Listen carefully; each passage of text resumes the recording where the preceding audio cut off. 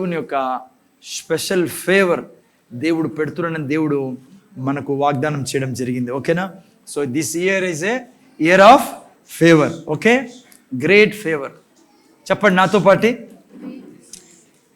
నా మీద, నా సంఘం మీద దేవుని యొక్క గొప్ప ఫేవర్ ఉన్నందుకు దేవునికి కృతజ్ఞతలు. దేవుని ఫేవర్ ద్వారా, దేవుని దయ ద్వారా నేను ముందుకెళ్తున్నా. దేవుని ఫేవర్ ఉండడం వలన గొప్ప గొప్ప కార్యాలు నేను చేయబోతున్నా. నిజంగా ఈ సంవత్సరం పిల్లరా దేవుని యొక్క ఫేవర్ మన మీద ఉంది, దాంట్లో డౌట్ లేదు. దేవుడు ఆల్రెడీ నాకు ఈ యొక్క విషయాన్ని కన్ఫర్మ్ చేశాడు. దేవుడు నా హృదయంలో పెట్టిన మాట ఇది. ఫేవర్ అంటే తెలుగులో నేను కొన్ని అర్థాలు రాసుకున్నా, మీరు అర్థం చేసుకుని. నేను ఫేవర్ అని మాటకి అన్నప్పుడు మీరు అర్థం చేసుకోవాలని, తెలుగులో ఏమంటారంటే దాన్ని ఫేవర్ అనగా దయ అని అర్థం. పక్షము అంటే దేవుని పక్షం. దేవుడు ఎవరి పక్షం ఉన్నాడు? ఫేవర్ అంటే దేవుడు మన పక్షం ఉన్నాడని అర్థం. నేను వినాలా జోష్న? హలో, ముందు చూడండి.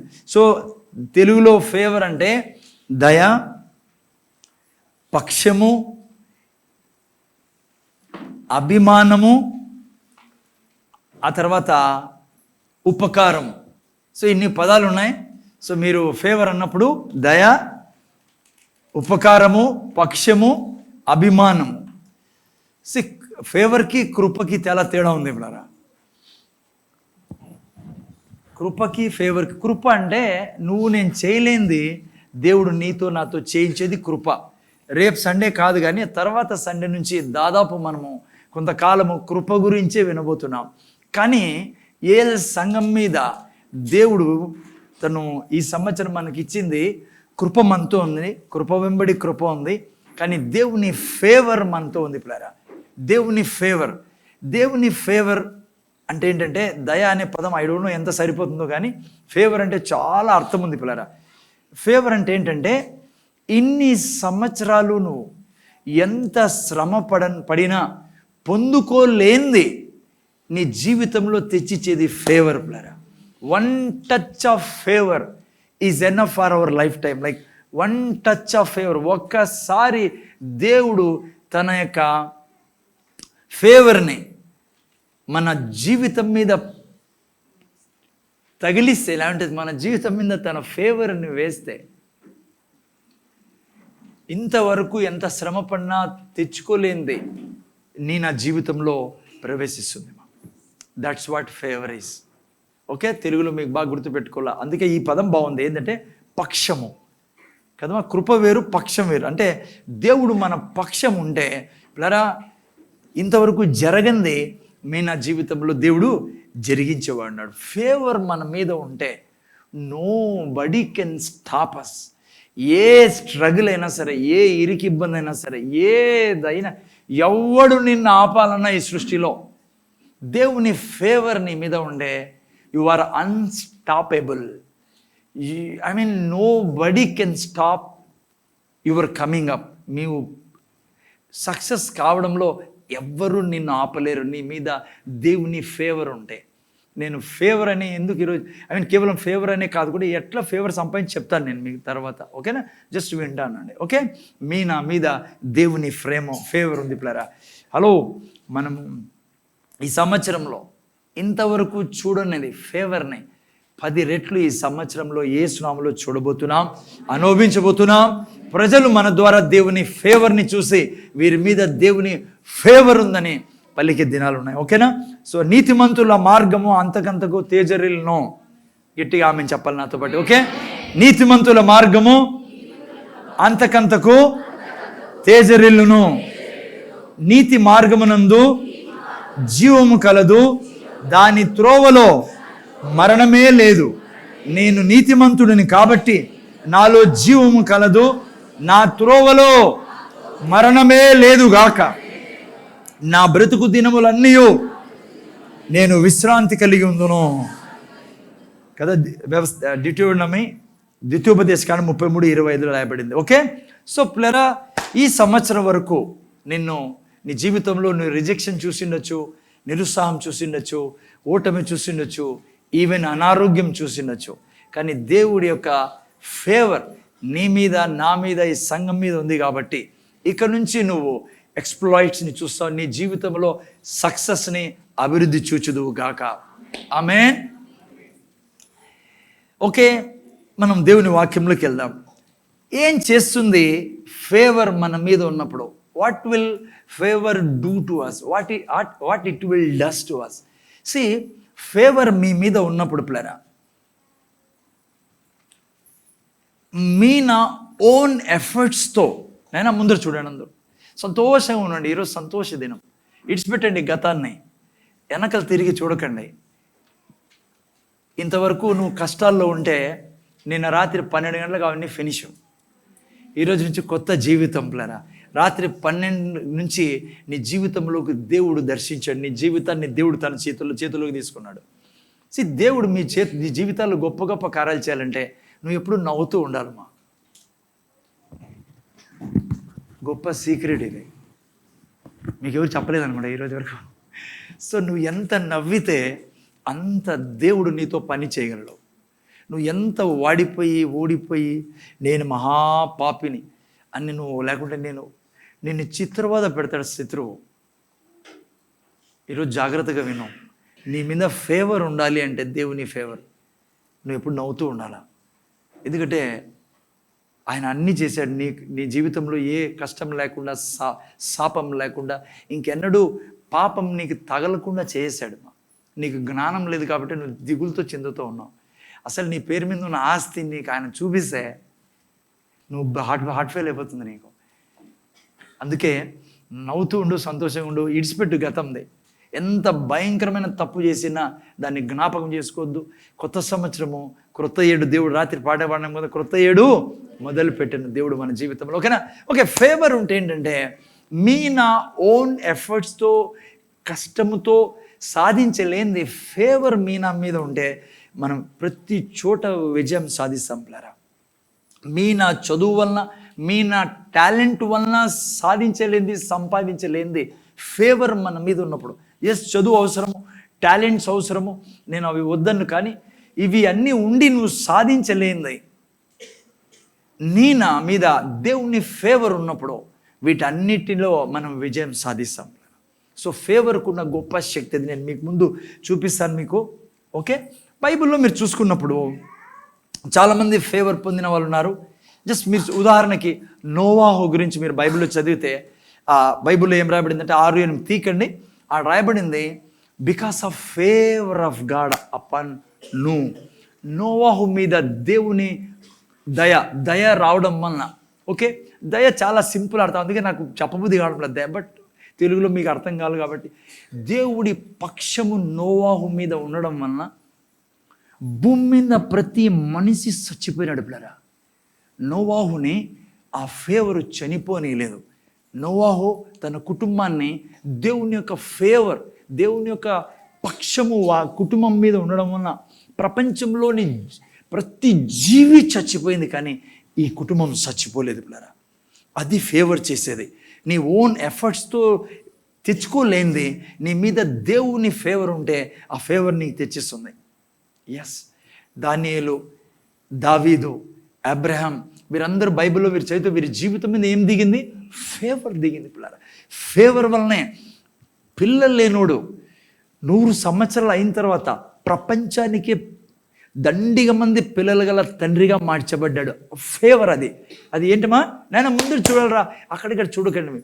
ఆ ఫేవర్ అబ్రహాం మీద పిల్లరా. గొర్రెలు కాసుకుంటా కొండలు దిక్కుచు, ఎక్కడ రాజు చంపేస్తాడో నన్ను దాక్కొని తిరిగే మోషే ఫేవర్ వలన అదే దేశంలో అదే రాజుని తన ముందర మోకరిల్లేటట్టు చేసి ఆ దేశంలో నుంచి ఇజ్రాయెల్ జనాంగాన్ని బయటికి తెచ్చింది ఏమో తెలుసా? ఫేవర్. నీ మీద ఫేవర్, నీ మీద దేవుని ఫేవర్ వస్తే అనంతపురం జిల్లాలో ఈ జిల్లా సృష్టించబడినప్పటి నుంచి ఎవ్వరూ చేయలేంది నీ ద్వారా ఫేవర్ చేయిస్తుంది ఈ భూమి మీద. ఫేవర్ వల్లనే పిల్లరా యోసేపు జైల్లో ఉన్నవాడు అర్ధరాత్రి వేళ ప్రధానమంత్రిగా చేపడ్డాడు. ఫేవర్ నీ మీద నా మీద ఉంటే నాన్న ఏం జరుగుతుందంటే ప్రిఫరెన్షియల్ ట్రీట్మెంట్ నీ జీవితంలో మొదలవుతుంది. అంటే ఫేవర్ నీ మీద పనిచేస్తా అంటే నువ్వు ఏదైనా ఆఫీస్లో పోయినావు అనుకో, అక్కడ ఉండే వాళ్ళకి ఏమనిపిస్తుంది అంటే ఈ వ్యక్తికి మనం సహాయం చేయాలా. నువ్వు ఎవరితోనో మాట్లాడుతుంటే ఎదుటోడికి ఎక్కడ లేని తృప్తి ఉంటుంది, ఎక్కడ లేని సమాధానం ఉంటుంది ఆ వ్యక్తి మీద. This is there. ఈ లైఫ్ నైనా పిల్లలు మాట్లాడుకుంటూ చేయాలి. మీరు ఈ యొక్క జీవితం ఉంది పిల్లరా, నువ్వు ఫేవర్ కలిగి ఉండే ఏ ఆఫీస్లో పోయినా నీకు ఇంతవరకు నీ పనులు జరగలా, నువ్వు ఎవరికి అప్పించిన నీ బిజినెస్ జరగడంలా. నువ్వు ఈ బ్రదర్ మాట్లాడతారు, మీరు చాలామందితో మాట్లాడతారు ల్యాండ్ సేలింగ్ గురించి. If favour is there, if ఈ బ్రదర్ ఎవరితోనో మాట్లాడితే ఈ బ్రదర్కి వాళ్ళు సహాయం చేయాలనే తపన వాళ్ళలో మొదలవుతుంది. బైబిల్లో మరియమ్మ మీద ఫేవర్ ఉన్నట్లుగా బైబిల్ చెప్తుంది. బైబిల్ అంటుంది షీ వాజ్ హైలీ ఫేవర్డ్. ఈ తెలుగులో గొప్ప దయాప్రాప్తురాల. ఫేవర్ ఉంటే పిల్లరా, నిన్ను ఎవరు నీకు అడ్డుపన్నా ఫేవర్ వాళ్ళని నిన్ను ముందర నుంచి తొలగిస్తుంది. నిన్ను ఎంతమంది చూడండి, ఉదాహరణ యోసేపుని ఎంతమంది లాగాలని చూశారు కిందికి, దానియేలుని ఎంతమంది లాగాలని చూశారు. ఫేవర్ నిన్ను ఆకాశ నక్షత్రాల సూర్యుల్లా వెలిగింపజేస్తుంది అది ఫేవర్కు ఉండే గుణం. ఓకే, ఈరోజు ఫేవర్ని గురించి మనం నేర్చుకోబోతున్నాం. ఓకే, సో ఈ యొక్క ఫేవర్ అనేది లేకుంటే దయ, లేకుంటే పక్షము, ఉపకారము ఆ యొక్క తెలుగులో. ఓకే, అయితే ఈ ఫేవర్లో మీరు నేను అనుక్షణము ఎదగచ్చు పిల్లరా. బైబిల్లో మీరు చూసినట్లయితే యేసు ప్రభువే ఫేవర్లో దయలో ఎదిగాడని రాయబడింది కదా. లూకా సువార్త 2:52 ఎవరైనా చదవండి నాకు సపోర్ట్గా. ఎవరైనా మైక్ తీసుకొని పెట్టుకొని కొన్ని వాక్యాలు నేను చదవాలా. చాలా ఇంపార్టెంట్ ప్రీచింగ్ బిడ్డ ఇది. నువ్వు ఈ జీవితం అంతా పుట్టినప్పటి నుంచి నీ జీవితంలో నువ్వు అనుభవించింది, నువ్వు పొందుకుంది దేవుని యొక్క ఫేవర్, దేవుని యొక్క పక్షం నీ పక్షమున నువ్వు చేరగలిగితే నువ్వు ఈ సృష్టిలో సాధించలేనిది ఏంది లేదు. అందుకే చూడండి, యేసు ప్రభు ఏమైంది ఇక్కడ, యేసు జ్ఞానమందును వయస్సునందును దేవుని దయయందును మనుషుల దయయందును వర్ధిల్లుచుండెను. ప్లరా, దయ నీ మీద, ఫేవర్ నీ మీద ఉంటే నువ్వు కష్టపడాల్సిన పని ఉండదు. ఇంతవరకు కష్టపడావు కదా, ఎన్నో ఏళ్ళ నుంచి సాధించలేకపోయావు, నిరుత్సాహపడ్డావు కదా. ఫేవర్ నీ మీద ఉంటే అంత స్ట్రెయిన్ కాల్సిన అవసరం ఉండదు, అంత శ్రమ పడాల్సిన అవసరం లేదు. సో మీరు నేను ఫేవర్లో ఎదగచ్చు. అక్కడ రాయబడింది కదా, వర్ధిల్లుచు ఉండెను. ఇంగ్లీష్లో చాలా బాగా హీ వాజ్ గ్రోయింగ్. యేసు ప్రభుకే దయలో, దేవుని దయ మనుషుల దయందు ఎదిగాడని రాయబడింది. ఈ యొక్క మొదటి రోజు ఈ యొక్క ఫేవర్ నీవు నేను కలిగి ఉండాలంటే, ఈ ఫేవర్లో ఎదగాలి అంటే, ఫేవర్లో వర్ధిల్లాలి అంటే ముఖ్యమైన నా జీవితంలో అతి ముఖ్యమైనది ఈ యొక్క ఈ ఫేవర్ని తెచ్చిచేది ఏదంటే నా హృదయం పిల్లల. మా ఇంటన్నారా, ఆ యొక్క ఫేవర్లో బైబిల్లో యోసేపులాగా, అబ్రహాం లాగా, మోషేలాగా, దావీదులాగా నేను నా కుటుంబం ఫేవర్లో, దేవుని ఫేవర్లో జీవించాలంటే, నేను చెప్పాను నీ ఫేవర్ ఉంటే ఏముందంటే నువ్వు ఎక్కడ ఏ ఆఫీస్లో కాలు పెట్టినా నువ్వు ఏం శ్రమపడాల్సిన అవసరం ఉండదు. That favour will make them to do your work. నీ శరీరం మీద దేవుని ఫేవర్ ఉంటే నువ్వు దైవిక స్వస్థతలో అనుక్షణం జీవిస్తావు. అయితే ఈ ఫేవర్ నీ జీవితం మీద దిగాలి అంటే నీ యొక్క హృదయము మీద ఆధారపడి ఉంది బిడ్డ. నీ హృదయపు స్థితి మీద దేవుని ఫేవర్ ఆధారపడి ఉంది. నా హృదయము, హలో, దేవుని ఎదుట మనం సరిగ్గా దేవుని ఎదుట మన హృదయాన్ని పెట్టుకోగలిగితే దేవుని ఫేవర్లో మీరు నేను అనుక్షణం జీవిస్తాం పిల్లరా. ఏ టాలెంట్ కానీ, ఏ ఎడ్యుకేషన్ కానీ, ఏ డబ్బు కానీ, ఏ సామర్థ్యం కానీ, ఏ అందము కానీ దేవుని ఫేవర్ నీ మీద రానిదు. కేవలం నీ హృదయపు పని ఉందే, అది దేవుని ఫేవర్ నీ మీద తీసుకొచ్చేది. ఓకే, ఒక ఉదాహరణ చెప్పి నేను ఎలా ఫేవర్ని ఏ సంఘం మీదకి మనం తెచ్చుకోవచ్చు, మన వ్యక్తిగత జీవితం మీదకి, కుటుంబం తెచ్చుకోవచ్చు నేను మీకు చూపిస్తాను. ఫస్ట్ చూడండి, దేవుడు ఎవరి మీద తన ఫేవర్ కుమ్మరిస్తాడంటే, నేను ఇప్పుడు చెప్పినట్లుగా అందం మీదనో, టాలెంట్ మీదనో, డబ్బు మీదనో కాదు. ఎందుకంటే వాటన్నిటిని ఆయన ఇచ్చాడు కాబట్టి. చూడండి, ఇక్కడ ఒక ఉదాహరణ మీకు చూపిస్తాను. మొదటి సమూయేలు గ్రంథము 16వ అధ్యాయం 6వ వాక్యాన్ని మీరు చూసినట్లయితే అక్కడ మీకు కనపడుతుంది దేవుడు ఏదాన్ని చూస్తాడంటే అక్కడ ఆ భాగాన్ని జస్ట్ బ్యాక్గ్రౌండ్ మీకు చెప్తాను నేను. సౌలుని దేవుడు తిరస్కరిస్తాడు. అమ్మ వింటానరా? ముందర చూడండి, ఆయన చిన్న బిడ్డలు వాళ్ళు ఉండండి, వాళ్ళతో మీరు డిస్టర్బ్. మీ మీద ఫేవర్ రావాలి అంటే మీ హృదయం బాగుండాలా అని నేను చెప్పా. నువ్వు వాక్యం వినుకుంటా అక్కడిక్కడ చూసాను అనుకో, నీ హృదయం ఏడుంది? నీ హృదయం ఫేవర్ కోసం లేదు. అందుకే ఎవరు అల్లరి చేస్తానా, ఎవరు పిల్లలు ఆడుకుంటానా, నీ హృదయము దేవుని వాక్యం దిక్కు పెట్టు. ఈ రోజు నుంచి అన్న స్టార్ట్ చేయి. నువ్వు ఆడుకుంటానవా, ఈడ మిస్ చేస్తాను. నువ్వు మిస్ చేస్తాను అనేది నన్ను కాదు, వాక్యాన్ని కాదు, దేవుణ్ణి. ఎందుకంటే వాక్యాన్ని మిస్ చేసినాడు ఎవరు మిస్ చేస్తాడు? దేవుణ్ణి. పిల్లరా, ఇక్కడ చూస్తే మీరు సౌలు దేవుడు సౌలు వలన విసిగి తన యొక్క అదే హృదయం యొక్క చెడ్డగా ఉండడం వలన దేవుడు సమూయేలుతో అంటాడు, సమూయేలు ఈ యొక్క సౌలు నేను రాజుగా ఆమెను ఉంచడం ఇష్టపడడం లేదు, నువ్వు పంచి కొత్త రాజు నువ్వు అభిషేకించని. మీకు అందరికి బాగా తెలిసిన స్టోరీనే. జెస్సీ ఇంటికి పంపిస్తాడు పిల్లరా. జెస్సీ అంటే మన జెస్సీ కాదు, జెస్సీ అక్కడవే అయ్యో దావీదు వాళ్ళ డాడీ, ఓకేనా, పంపిస్తాడు వాళ్ళకి పోయి అభిషేకించిపోని. అక్కడ జరిగిన కార్యం ఏంటంటే, సమూయేలు వాళ్ళ ఇంట్లోకి పోయినప్పుడు దావీదుకి 7 మంది అన్నలు ఆల్రెడీ ఉంటారు పిల్లరా. ఆ 7 మందిలో వాళ్ళని చూసినప్పుడు ముఖ్యంగా మొదటి వాడిని ఏలియాని చూసినప్పుడు సమూయేలు అంటాడు, నిశ్చయంగా ఇతను రాజయ్యేదానికి అర్హుడు అంటాడు. ఎందుకంటే ఏలియాబు చాలా ఎత్తైన వాడు, బాగా లావుగా, తెల్లగా, బుర్రగా అంటాడు, ఆ టైప్ వాడు. చూసి సమూయేలు ఇతనే రాజు, ఈయన రాజయ్యేదానికి యోగ్యుడు అంటాడు. చదవండి ఆడ ఏం రాయబడిందో. వారు వచ్చినప్పుడు అతడు ఏలియాబును చూచి నిజముగా యెహోవా అభిషేకించిన వాడు ఎదుట నిలిచి ఉన్నాడని అనుకొనెను. చూసారా? ఎందుకంట ఆయన యొక్క రూపురేఖల్ని చూసి పిల్లరా. అయితే దేవుడు ఏమన్నాడు తెలుసా? అయితే యెహోవా సమూయేలుతో ఇలాగు సెలవిచ్చెను. ఏం సెలవిచ్చాడంట?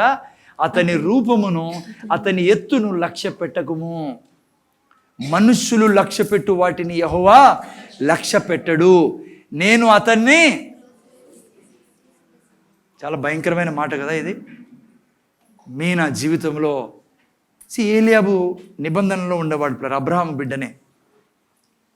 ఏలియాబు ఖచ్చితంగా స్వర్గానికి వెళ్ళింటాడు. కానీ భూమి మీద దేవుడు ఏలియాబు గురించి ఏమంటాడంటే, అతన్ని త్రోసివేసి ఉన్నాను. ఎందుకంటే ఏలియాబు హృదయం మంచిది కాదు. మీరు ముందు పోయి చదివితే చాలా కుళ్ళు మనిషి, చాలా కాంపిటేటివ్ మనిషి. నా ముందు వింటాను మీరు. ఇప్పుడు ఇక్కడ నేను చదవని ఏలియాబు గురించి, కానీ మీరు బైబిల్లో చదివితే ఏలియాబు చాలా మంచి హృదయం కలిగిన వాడు కాదు, స్వార్థపరుడు, క్షమించలేనివాడు. అట్లా వాళ్ళ మీద కృప రాదు, ఫేవర్ రాదు, దేవుని ఫేవర్ ఉండదు. ఓకే, సో ఏలియాబు గురించి ఏమంటారంటే, అతన్ని త్రోసివేసి ఉన్నాను. ఇప్పుడు చూడండి, మనుష్యులు పై రూపములు లక్ష్య పెట్టుదురు కానీ యెహోవా చెప్పండి, యెహోవా చెప్పు నాతో పాటు, యెహోవా హృదయమును లక్ష్య పెట్టును. నువ్వు ఎక్కడ పోయినా నీ ముందర చైర్ ఉండాలి అంటే నువ్వు కూర్చునేదానికి, ఎక్కడ పోయినా నీ నీ నీ ప్రజెన్స్ యేసు ప్రభు ప్రజెన్స్లా ఉండాలి అంటే నీ చెప్తున్నా ఇంకో మాట, రేపు ఆదివారం నేను చెప్పాలి. నువ్వు ఎక్కడ పోయినా యేసు ప్రభు పోయినట్లే ఉండాలి అనుకుంటే నువ్వు ఎవ్వరి మీద చేయి పెట్టినా యేసు ప్రభు పెట్టినట్లుగా చెయ్యి. వాళ్ళు ఫీల్ కావాలన్నా, వారు విడుదల పొందుకోవాలన్నా, నీ కళ్ళను చూసి చీకటి శక్తులు హరించిపోవాలన్న ఆ క్షణమందు యేసుప్రభుని చూసి ఎలా అవి నశించిపోయాయో నీ జీవితం మీద ఫేవర్ ఉండాలిరా. ఫేవర్ ఎవరి మీద ఉంటుందో తెలుసా? యెహోవా దేవుడు హృదయాన్ని లక్ష్య పెట్టేవాడు, హృదయాన్ని చూసేవాడు. ఈ 1 జనవరి ఈ యొక్క సంవత్సరం మనం అందరూ కష్టపడి ఇంతవరకు దేవుని సేవ చేస్తూ ఉన్నాం. చాలా మనం మంచి పనులు చేస్తున్నాం, దేవుని కొరకు జీవిస్తున్నాం. సంగమా, ఈ సంవత్సరము నువ్వు అతి జాగ్రత్తగా ప్రతి క్షణము కనిపెట్టాల్సింది నీ హృదయాన్ని. ఇక్కడ ఉన్న వాళ్ళకు దేవుడు తన దాసుడు వాళ్ళ సెలవిస్తున్నది ఏంటంటే, ప్రతి క్షణం ఈ సంవత్సరం అంతా ఏలియాబుని గుర్తుపెట్టుకోండి. ఆయన హృదయం మనలోకి రానికుండా దేవుడు హృదయాన్ని లక్ష్య పెట్టేవాడు. ఆ హృదయాన్ని నువ్వు జాగ్రత్తగా ఆయన కోరుకున్న విధంగా పెట్టుకుంటే, నేను చూపిస్తాను నీకు ఎట్లా పెట్టుకోవాలో హృదయాన్ని, ఎట్లా నువ్వు ఫేవర్కి యోగ్యుడు ఎలా కాగలవో వాక్యంలో రాయబడింది. ఈ సంవత్సరం నీదే. రాబోయే సంవత్సరాల్లో దేవుని ఫేవర్లో నువ్వు జీవిస్తే బిడ్డ, నీ భర్త తాగలేడు రా నాయన, నీ ఇంట్లో డబ్బులు కొదవ, నో, నెవర్ ఎవర్ హ్యాపెన్. దేవుళ్ళ జీవించేదానికే నన్ను ఈ లోకంలో దేవుడు పెట్టిండే. ఎవరులాగా? యెహోవా దేవుళ్ళ ఈ భూమి మీద జీవించేదానికి మనం ఉండేది. దేవుణ్ణి కాపీ చేయడానికి నేను ఈ భూమి మీద ఉండేది. That's the life we have here on this earth. దేవుని ఫేవర్ నీ మీద ఉంటే నీ గడపమాన్ని తొక్కాలని, నీ ఇంట్లోకి రావాలని జనాలు కుప్పలు తెప్పలుగా ఉంటారు. నీ నీడ కోసం ప్రజలు కాసుకొని ఉండేటట్టు దేవుడు చేస్తాడు. ఎందుకంటే ఆయన నీ ద్వారానే తన మహిమను కనపరుచుకోవాలి కాబట్టి. ఓకే, అయితే ఈ సంవత్సరం ఏం సంవత్సరము? హృదయాన్ని జాగ్రత్తగా పెట్టుకునే సంవత్సరం. సంగమా చెప్పండి నాతో పాటు, ఈ సంవత్సరము నా హృదయాన్ని జాగ్రత్తగా దేవుని కొరకు వాడుతాను. నేను దేవుని కొరకు నా హృదయాన్ని సమర్పిస్తాను నేను. Okay, good. ఈ యొక్క బైబిల్ మొత్తంలో చాలామంది ఉన్నారు. నేను ఈరోజు కోసం తీసుకున్న వ్యక్తి ఎవరంటే దానియేలు. ఓకే కదా, దేవుని దూత అంటాడు, దానియేలు beloved of God. Oh what ఏస్, నేను ఆ మాట వినాలి పిల్లరా. దేవుని దూత వచ్చి తెలుగులో ఏమంటారు? బహు ప్రియుడా. వాటే ఏంటి దానియేలు ఒక గుండె పిల్లరా. దానియేలు హృదయాన్ని చూసి సింహాలు కూడా మోకరిల్లాయన ముందర పిల్లరా. Great man of God, great heart he had and we are going to hear his life. Okay, 2025లో ఇప్పుడు చదవబోయే వాక్యము ఎల్లప్పుడూ మీ ఎదుట నా ఎదుట ఉండాలి పిల్లరా. ఈ వాక్యము ఈ సంఘానికి దేవుడు ఇచ్చిన వాక్యము. దానియేలు గ్రంథం 1:8. Read it and we are going to go ahead. Oh my Jesus, thank you Father, thank you Father. రాజు భుజించి భోజమును పానము చేయి ద్రాక్షారసమును పుచ్చుకొని తన అపవిత్ర పరచు కొనకూడదని దానియేలు ఉద్దేశించి. చాలు నాయన, దానియేలు ఉద్దేశించి. ఓకే, ముందుకెళ్తే మీరు చదవచ్చు, తప్పేం లేదు. ఉద్దేశించి తాను అపవిత్రుడు కాకుడున్నట్లు వాటిని పుచ్చుకొనకుండా సెలవిమ్మని నపుంసకుల అధిపతిని వేడుకొనగా. ఓకే, ముందర కూడా దేవుడు నపుంసకుల అధిపతికి దృష్టికి దానియేలు నాకు అదే కృపా తెలుగులో కృప అని రాయబడింది, ఫేవర్, కృపా కటాక్షం నుందా అనుగ్రహించను గనుక నపుంసకులు అధిపతి దానియేలుతో ఇట్లా నేను 8 పెట్టినా. ఇక్కడ మీరు చూసినట్లయితే పిల్లరా, ఏం చేశాడంట? దానియేలు ఉద్దేశించను. ఇంగ్లీష్లో he purposed in his heart, he resolved in his heart. ముందర చూడాలి అనుష, మీరు ముందర చూడండి. హలో, మీకు జీవితం చాలా ఉంది పిల్లరా. సో గొప్ప జీవితాన్ని జీవించి ఈ పట్టణాన్ని, జిల్లాని, రాష్ట్రాన్ని, దేశాన్ని దీవించగల జీవితం మీకుంది. ఫేవర్ మీకోసం నా కోసమే దేవుడు పెట్టింది పిల్లరా. ఏమని రాయబడిందంటే, దానియేలు అంటే ఎందుకు దానియేలు మీద ఎందుకు దేవుడు ఫేవర్ కుమ్మరించాడంటే, ఏమైనా బ్యాడ్. ఓకే, దానియేలు మీద దేవుడు ఎందుకు తన ఫేవర్ని కుమ్మరించాడంటే పిల్లరా, దానియేలు యొక్క ఉద్దేశం అని రాయబడింది. ఆయన గుండెలో, హృదయంలో ఒక నిర్ణయాన్ని తీసుకున్నాడు. ఆయన యవ్వనస్తుడు పిల్లరా, జస్ట్ 17 or 18 years old. ఆ టైంలో అనేక ఈ దానియేలు ఎక్కడి నుంచి వచ్చాడు, బ్యాక్గ్రౌండ్ మీకు తెలుసు కదా. ఇజ్రాయెల్ దేశం నుంచి నెబుకద్నెజర్ రాజు బబులోన్ దేశానికి బానిసత్వంలో తీసుకొచ్చాడు పిల్లరా. ఆ స్థితిలో ఆ దానియేలు అక్కడ ఉన్నాడు. ఈ యొక్క వాక్యం మనం చదువుతానేప్పుడు పరిస్థితి అయింది. యవ్వనంలో ఉన్నాడు కదా, కానీ ఆయన ఉద్దేశించాడంట, ఆయన నిర్ణయం తీసుకున్నాడు. తన హృదయంలో నిర్ణయం తీసుకున్నాడు. ఏమని?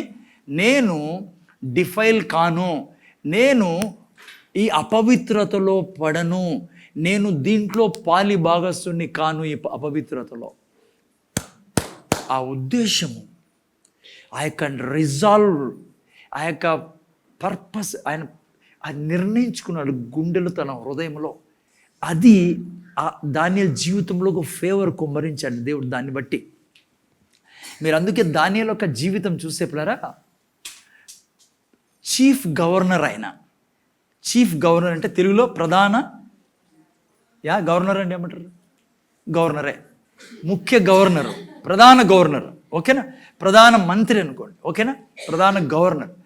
స్పెషాలిటీ ఏమంటే ఈ ఫేవర్ ఉంటే గిన విచిత్రం చూస్తే దానియేలు గురించి ఏంటంటే, ఆయన ప్రధాన గవర్నర్గా ఉన్నాడు, ఒక విధంగా ప్రధానమంత్రి రాజు తర్వాత.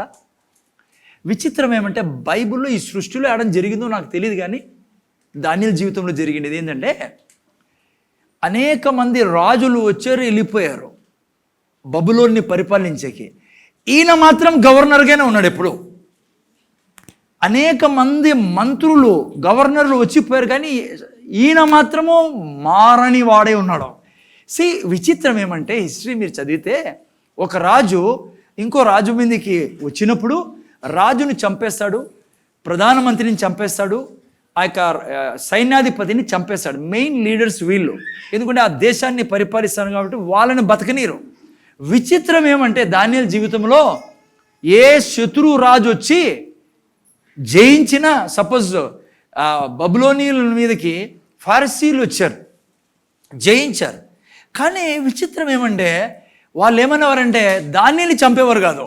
దానియేలు, నువ్వు మాకు కూడా ప్రధానమంత్రిగా ఉండాలా. శత్రువులకి తెలిసిపోయేది ఈయన సామాన్యమైన వ్యక్తి కాదని. సో ఆయన్ని చంపేవాళ్ళు కాదు, కానీ రాజులు, కొత్త రాజు, మీకు అర్థమైంది హిస్టరీ ఏం చేస్తుంది. హిస్టరీ ఎవరు బతకనీరు. ఒక రాజు వచ్చాడంటే ఇంకో మొత్తం లేపేస్తాడు, పిల్లలతో సహా మనవాళ్ళు చంపేస్తారు. అది రాజుల హిస్టరీ. కానీ దానియేలుని ఏమనేవాళ్ళు కాదు.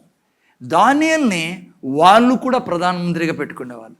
అనేక మంది గవర్నర్లు వచ్చి దానియేలుని చంపాలనుకున్నారు, రకరకాల ప్రయత్నాలు చేశారు, కానీ దానియేలుని ఎవరు చంపలేకపోయారు. దానియేలు 17 ఏళ్ళ వయసు నుంచి దాదాపు 90 ఏళ్ళు, నాకు సరిగ్గా చూడలేదు, కానీ ఆయన ఏజ్ చనిపోయేంత వరకు ప్రధానమంత్రిగా ఉన్న వ్యక్తి ఈ సృష్టిలో దానియేలు మాత్రమే. మీకు తెలుసా దానియేలుకి హిస్టరీ? ఈరోజు కూడా ఇరాన్లో ఆయన సమాధి ఉంది. ఆయన సమాధి దగ్గరికి ఇరాన్ దేశంలో సమాధి దగ్గర కూడా దురాత్మలు పట్టినోళ్ళని తీసిపోతారంట వాళ్ళు. దూరం సమాధి ఉంది, దూరం నుంచే దురాత్మలు వెళ్ళిపోతాయంట దానియేలు పేరు చెప్తూ. అంత మహానుభావుడు దానియేలు. ఈ రోజు కూడా పిల్లరా సమాధిని చూసి కూడా దురాత్మలు పారిపోతాయని లెక్కేసుకోండి. ఎంత గొప్ప వ్యక్తో దానియేలు. కారణం ఏంటంటే దానియేలు తన హృదయంలో ఉద్దేశించాడంట పిల్లరా, నన్ను నేను పాడు చేసుకోను, రాజు భోజనం నుంచి నేను తినను. 2025లో అడుగు పెట్టా, ఫస్ట్ గడియల్లో ఉన్నాం. దేవుని సన్నిధిలో సింహాసనాసనైన దేవుని స్వరాన్ని నువ్వు వింటున్నావు తన దాసుల ద్వారా. ఏ దేవుడు దానియేలు దేవుడు, అదే దేవుడు నిన్ను కన్న దేవుడు. నీ కొరకు ఆయన దగ్గర ఉన్న అదే ఫేవర్ నీ మీద కుమ్మరించాలని ఆశపడుచున్న దేవుడు ఆయన. నేను ఈ ఉదయకాలమున దానియేలు నిర్ణయం తీసుకోలేపులరా. ఈరోజు భయంకరమైన ప్రపంచంలో ఉన్నాం. శరీరాల్ని పాడు చేసుకునే మనుషుల మధ్య, యవనస్తుల మధ్య, boyfriends, girlfriend, hello, డబ్బులు, తాగుడు, వ్యభిచారం, ఇవేమి నీకు ఎక్కడ లాభం చేవి? దయ్యాల ఆటలేవి. కానీ నువ్వు బిడ్డ, నువ్వు నీ హృదయంలో ఇది రిజాల్వ్ చేసావు అనుకో, నువ్వు నీ ఉద్దేశించావు అనుకో, ఈ క్షణం నుంచి నేను నన్ను డిఫైల్ కానేను నా హృదయాన్ని అని. నీ జీవితము మహిమతో నింపబడి ఇదే భూమి మీద నువ్వు చూడనిది నీ దేవుడు, నా దేవుడు తన ఫేవర్ ద్వారా నీకు చూపించి విజయం ఇచ్చే దేవుడు. అందుకే ఏం చేయాలా ప్లరా? దేవునికి అసహ్యకరమైనది హిపోక్రసీ. అంటే పైనోటి లోపలోటి అసహించుకుంటాడు దేవుడు. అందుకే దేవుని బిడ్డలుగా దేవునితో జీవిస్తున్న లోపల దేవుడు ఉన్నాడు మీలో, నాలో. ఎప్పుడే కానీ జాగ్రత్త కలిగి జీవించాలి మీ నా హృదయం విషయంలో. ఓకే, ఏ రీతిగా మీరు నేను చెప్పాను కదా, దేవుని దూత కూడా వచ్చి దానియేలు గురించి ఏమన్నాడు? స్వర్గానికి బహుప్రియుడైనటువంటి దానియేలు, బహుప్రియుడా, beloved of God because of his heart. మీలాంటి నాలాంటి మనిషే దాసుడుగా తీసుకొచ్చారు. ఈరోజు నీ ఏ స్థితితో నువ్వు అప్పుల్లో ఉన్నావేమో, నీ భర్త ద్వారా పీడించబడతానేమో, నీకు అసలుకి ఏ గమ్యమే తెలియకుందేమో. ఇంతవరకు ప్రతి సంవత్సరం నేను అనుకుంటానా మంచి జరుగుతుందని, కానీ ప్రతి సంవత్సరం అలాగే ఉంది నాది అని నువ్వు అనుకుంటా. నీ భర్త రక్షణలో లేడేమో, నీ పిల్లలు సరిగా లేరేమో, బహుశా అప్పుల్లో ఉన్నాను. ఏదో నీ పరిస్థితి ఏదైనా సరే, దేవుని ఫేవర్ నీ మీదికి వస్తే నీ జీవితాన్ని మార్చేస్తుంది ఆ ఫేవర్. బైబిల్లో ఒక మాట ఎప్పుడు గుర్తుపెట్టుకోండి, నాకు చాలా ఇష్టమైన మాట. దేవుడు పక్షపాతి కాడు. అది నాకు ఇచ్చే ధైర్యం ఇంతంత కాదు పిల్లరా. నేను ఎప్పటికీ అపోస్తలుడు పౌలుని చూసినప్పుడు, నీకు ఏ దేవుడు పౌలు నిన్ను ఏ దేవుడు ఫేవర్ ద్వారా నడిపించాడో అదే దేవుడు నా దేవుడు. దేవుడికి నా పార్షియల్ దేవుడు ఏంటి, నా పక్షపాత ఏంటి? పౌలు అంటే నాకు ఇష్టం, మా ఊరోడు, ఇతను నల్లగా ఉన్నాడు, వీడు నాకు మా ఊరోడు, వీడు పొట్టి ఉన్నాడు, నథింగ్ డూయింగ్ జస్ట్ నీ హృదయం. ఏం చేయాలా? నీ హృదయాన్ని ఫేవర్ తెచ్చుకోవాలంటే నీ హృదయం ఎలా ఉండాలా? ఎలా నీ హృదయాన్ని దేవుని దయ కొరకు, దేవుడు నీ పక్షం ఉండడానికి నీ హృదయం తయారు కావాలంటే ఏం చేయాలా? 5 పాయింట్లు ఉన్నాయి నా దగ్గర. జస్ట్ తొందరగా చెప్పేస్తాను నేను. ఓకే, ఫస్ట్ది అతి ముఖ్యమైనది, నీ ఫేవర్, దేవుని ఫేవర్ నీలో రావాలి అంటే ఈ ఉదయకాల సమయంలో నీ హృదయంలో దానిలా ఉద్దేశించు. ఏమో తెలుసా? ఫస్ట్ది, నేను దేవుని సన్నిధిలో సమయం గడుపుతా. ప్రార్థన నంబర్ 1. సిల్లిగా మీకు అనిపించచ్చు, ఎప్పుడు వినేదే కదా. నో, దిస్ మార్నింగ్, ఈ ఉదయకాలం నా దేవుడు నీతో ప్రత్యేకంగా ఇంకోసారి చెప్తాడేదేమంటే, నాకు సమయమే. చచ్చిపోయే ముందు తన బిడ్డల ఎదుట దేవుడు పెట్టిన రిక్వెస్ట్ ఏమో తెలుసా? ఒక గడియ నా కొరకు మీరు సమయం ఇవ్వలేరా? ప్రార్థన చేయకుంటే మీరు శోధనలో పడితే మీ హృదయము చెడిపోతుంది బిడ్డ. ప్రార్థనలోనే నీ హృదయము బాగు చేసుకునే టైం. జాగ్రత్తగా నేను ఫస్ట్ పాయింట్ ఏంటి? ప్రార్థన. మార్క్స్ వార్త 1:35లో యేసు ప్రభువే పెందల కడ లేచి ప్రార్థించేవాడని రాయబడింది.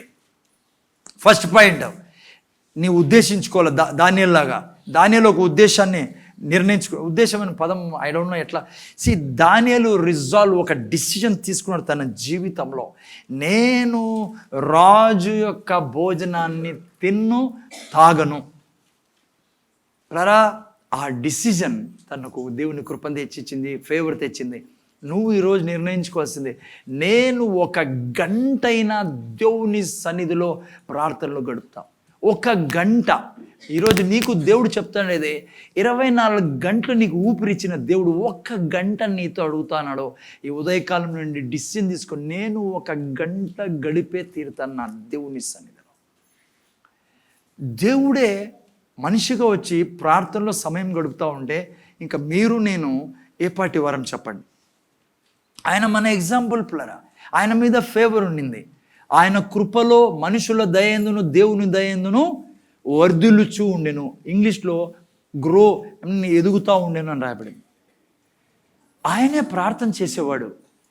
నేను ఒక గడి అన్నా ప్రార్థన చేయాల. నిన్న వారం చెప్పాను నేను సండే రోజు.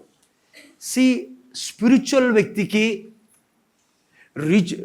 రిచువల్ వ్యక్తికి తేడా ఏం తెలుసా మీకు? లైక్ రిలీజన్లో రిచువల్స్కి స్పిరిచువల్కి. ఆ వ్యక్తి చర్చిలో పని చేస్తాడు, నేను లాస్ట్ టైం కూడా చెప్పా, ఇన్స్ట్రుమెంట్ ప్లే చేస్తాడు, ఆ యొక్క సిస్టమ్ మీద పని చేస్తాడు. నేను వింటాను, మీ ఇద్దరు వెనకలో కంప్యూటర్ మీద ఇద్దరు పని చేస్తారు, కంప్యూటర్ మీద పని చేస్తారు, చైర్లు వేస్తారు, డెకరేషన్ చేసినారు, నిన్న డెకరేషన్ కూడా చేస్తారు. కానీ ప్రేయర్లో సమయము, నువ్వు ప్రేయర్లో సమయం 1 గంటన్నా ఇవ్వకుండా ఉంటా అంటే నువ్వు స్పిరిచువల్ కాదు, నువ్వు రిచువల్వి. నువ్వు మతాన్ని అనుసరిస్తున్నావు. మతంలో ఉన్నాను కాబట్టి, క్రైస్తవ మతంలో ఉన్నాను కాబట్టి ఇవన్నీ చేయాలనుకుని తప్పేం లేదు ఇవన్నీ. కానీ నువ్వు ప్రార్థన చేయడం అనేది అతి ఇంపార్టెంట్ దేవుని దృష్టిలో. వినండి, ఇంకోటి చెప్తున్నా మీకు, ప్రార్థన చేయనివాడు బైబిల్ ప్రకారము గర్విష్టిగా పరిగణించబడతాడు. ఎందుకంటే వాడు ఏమనుకుంటానంటే, ఎందుకు ప్రార్థన చేయాలని, నేను మేనేజ్ చేస్తానులే, నా శాలరీతో మేనేజ్ చేసుకుంటాను, ఆయనకేం అడగాలి, నేను ఆయనకేం ప్రార్థన చేయాలా, నా దగ్గర టైం ఉంది. If you are a pride fellow, the favour of God will be far from you. అమ్మ అర్థమవుతుందా? అమ్మ వింటానారా? అందుకే ప్రార్థన జీవితం మొదటి పాయింట్. ఒక ఇంపార్టెంట్ మాట చెప్తాను, ఎందుకంటే చాలాసార్లు మీరు విన్నారు, మీకు అనిపించవచ్చు మా మొరేలేను సార్ మీరు చెప్తా అంటారు ప్రార్థన, టైం ఏడుంది పాస్టర్ గారు, మీకు తెలుసు టైం ఏడుంది. నేను చెప్తున్నా టైం ఎందుకు లేదో ముందర చూడండి. అయినా టైం ఎందుకు లేదంటే, నువ్వు టైం విత్తడం లేదు కాబట్టి టైం లేదు. ఈ సృష్టిలో ఒక నియమం ఉంది, నీకు ఏం కావాలో దాన్ని విత్తాలా.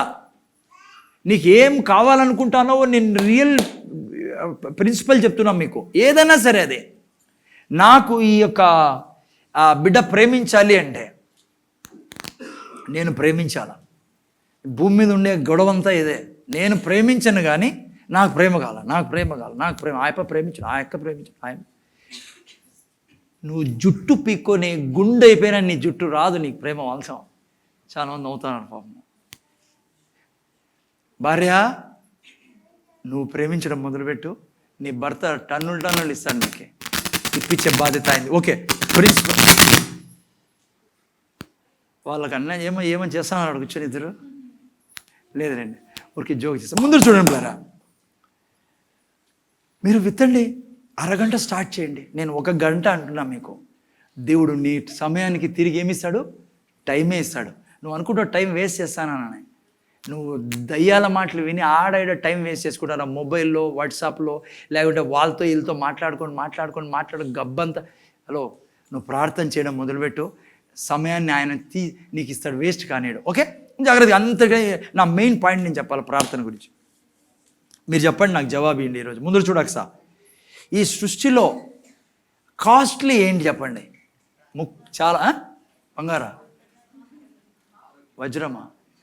ఓకే, జాగ్రత్తగా వినండి ప్లేరా. మెటీరియల్ వరల్డ్లో మీరు చూస్తే డబ్బు చాలామంది ముఖ్యమైనది అనుకుంటారు, కొంతమంది బంగారం ముఖ్యమైనది అనుకుంటారు. జాగ్రత్తగా వినండి, ఈ సృష్టిలో అతి ముఖ్యమైనది ఏంటంటే టైం. ఏంటి ముఖ్యమైనది? ఏందబ్బా ఇదే టైమా, అదే మెరసదే అంటారా? అలా జాగ్రత్తగా వినండి.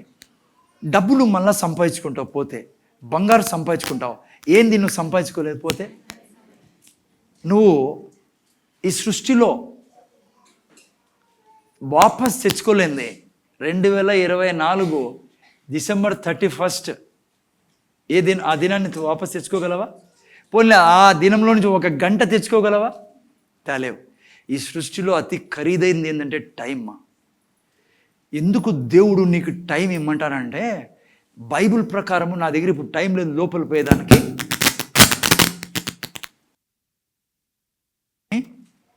జీవితంతో పోలుస్తారు, బైబిల్ పోలుస్తుంది. టైంని జీవితంతో కంపేర్ చేస్తాడు దేవుడు. అంటే నువ్వు దేవుని సన్నిధిలో 1-2 గంటలు ప్రార్థనలో గడపడం అంటే నీ జీవితాన్ని ఇస్తున్నావు దేవునికి. ఏమిస్తున్నావు? నీ జీవితాన్ని ఇస్తున్నావు ఆ టైంలో. జాగ్రత్త వినండి, నా ముందర చూడండి. ఆ టైము నువ్వు దేవునికి ఇస్తున్నావే, ఆ టైం నీకు మళ్ళీ ఎవరు తెచ్చిలేరు పిల్లరా, దేవుడు కూడా తెచ్చిలేడు. Hello, hey, you have to use your coconut.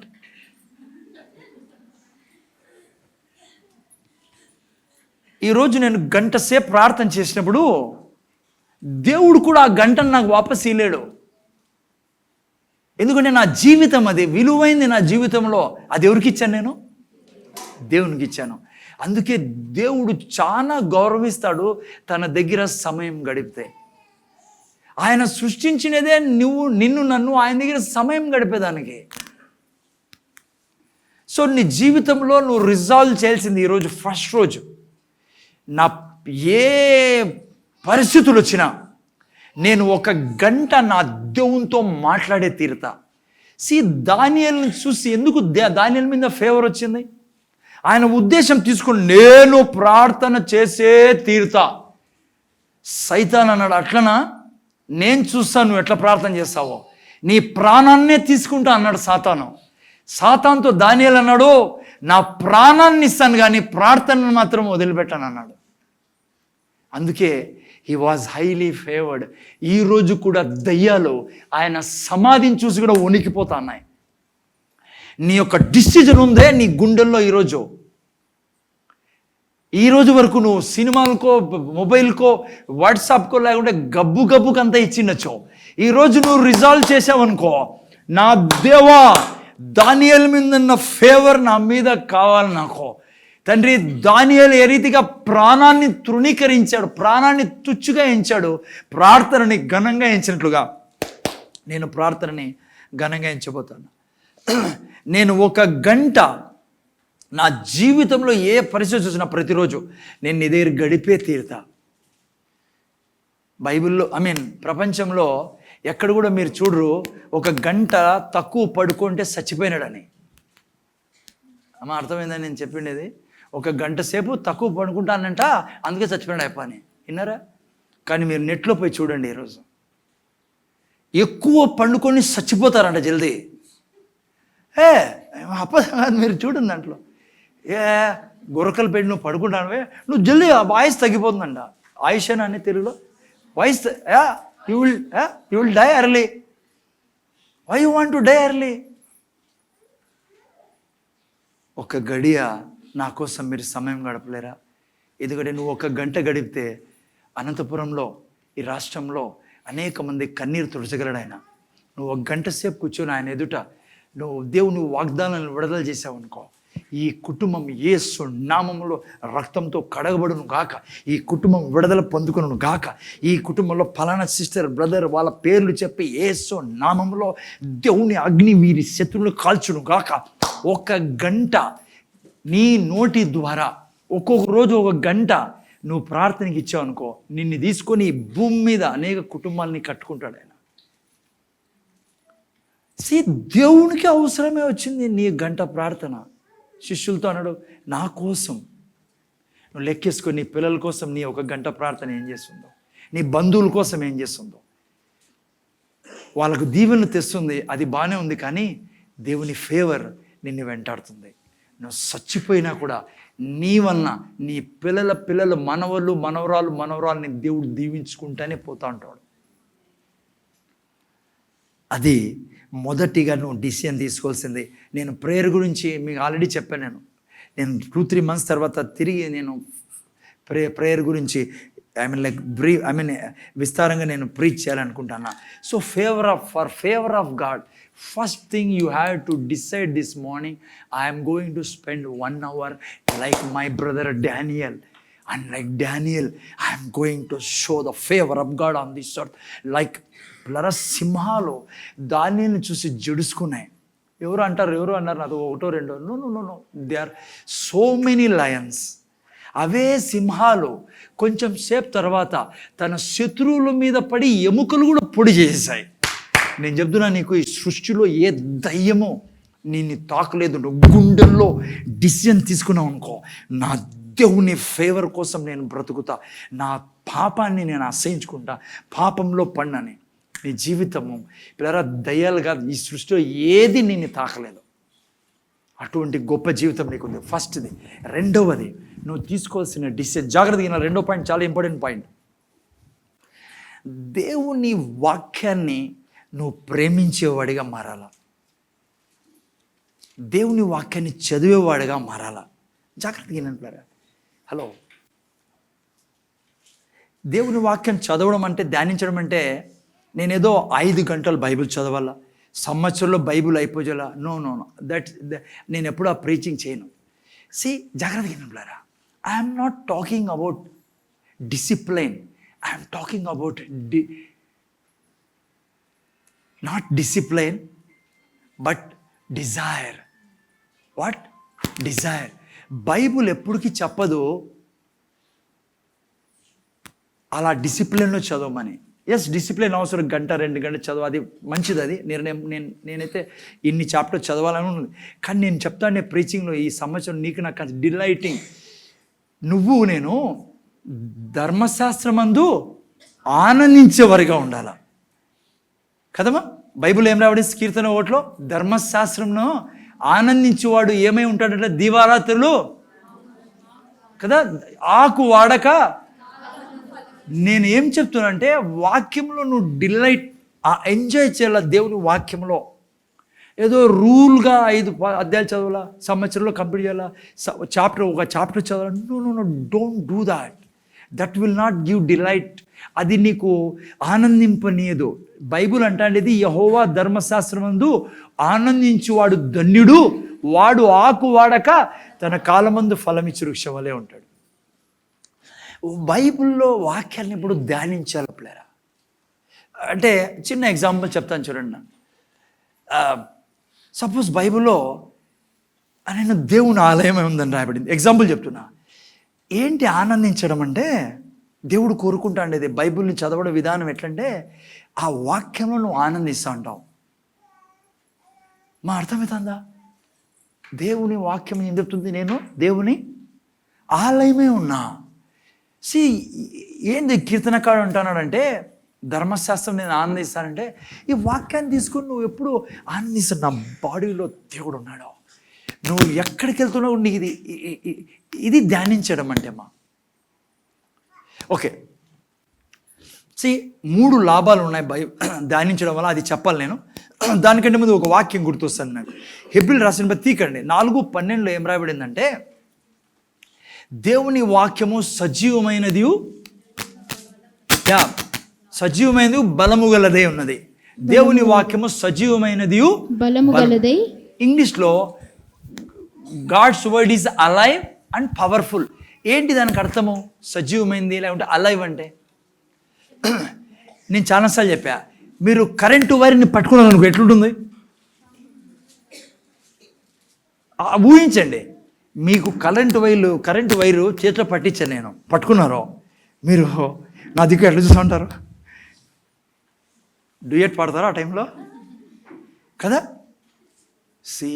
మీరు నవ్వుతున్నా కానీ నా డీప్ మీనింగ్ అర్థం చేసుకుంటే, నేను భూమి మీద ఎలక్ట్రికల్ ఫైర్లా బ్రతకాలి పేరా, ఎలక్ట్రికల్ సర్క్యులేట్ అవుతానట్లుగా బ్రతకాల. నా జీవితం అనుక్షణం దేవుని వాక్యాన్ని ఎప్పుడు పట్టుకోండి పేరా. నీకు తెలిసిందల్లా, నాకు ఆ మైక్ అన్నా ఏంట్రా నేను